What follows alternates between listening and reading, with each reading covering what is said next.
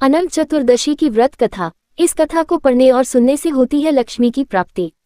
अनंत चतुर्दशी के व्रत का शास्त्रों में बहुत ही खास महत्व बताया गया है।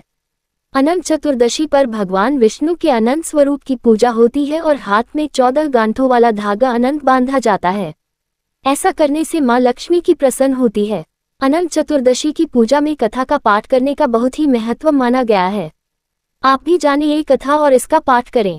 अनंत चतुर्दशी की कथा। एक बार महाराज युधिष्ठिर ने राजसूय यज्ञ किया और यज्ञ मंडप का निर्माण बहुत ही सुंदर व और अद्भुत रूप से किया गया।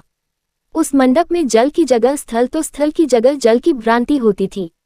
इससे दुर्योधन एक स्थल को देखकर जल कुंड में जा गिरे।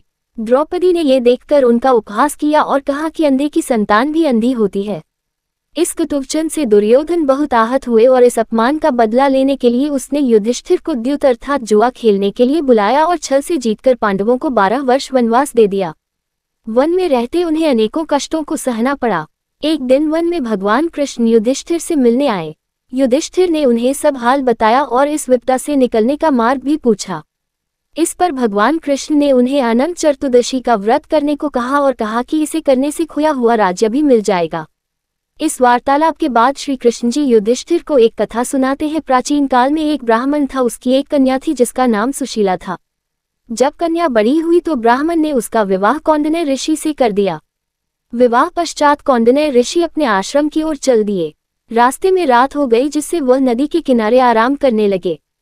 सुशीला के पूछने पर उन्होंने अनंत व्रत का महत्व बता दिया। सुशीला ने वही व्रत का अनुष्ठान कर 14 गांठों वाला डोरा अपने हाथ में बांध लिया।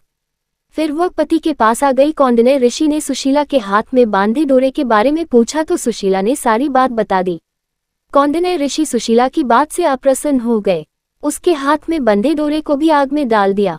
इससे अनंत भगवान का अपमान हुआ, जिसके परिणामस्वरूप कौंडिन्य ऋषि की सारी संपत्ति नष्ट हो गई।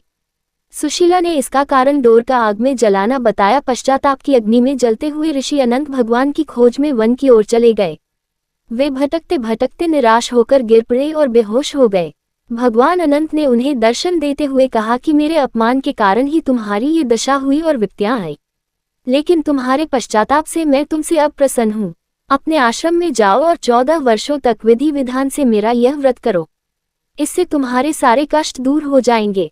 कौंडिन्य ऋषि ने वैसा ही किया और उनके सभी कष्ट दूर हो गए और उन्हें मोक्ष की प्राप्ति भी हुई। श्री कृष्ण की आज्ञा से युधिष्ठिर ने भी अनंत भगवान का व्रत किया, जिससे पांडवों को महाभारत के युद्ध में जीत मिली।